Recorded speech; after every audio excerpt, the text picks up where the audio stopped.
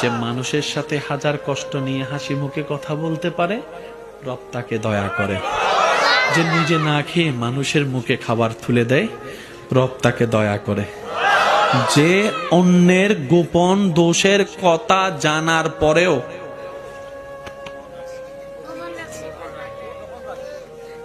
আল্লাহ তাকে দয়া করে।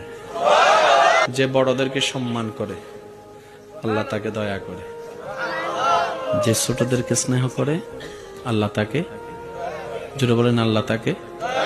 এবার আপনি সত্যি সজ্ঞান একটা কথা বলেন, একটা মানুষের ভিতরে যদি এইসব গুণগুলো ঢুকে যায়, তার কারণে সমাজ পরিবার আর অশান্তি হবে।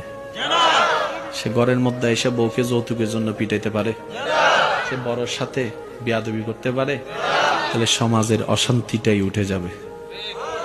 সবাই দাবি করি আমরা কার বান্দা?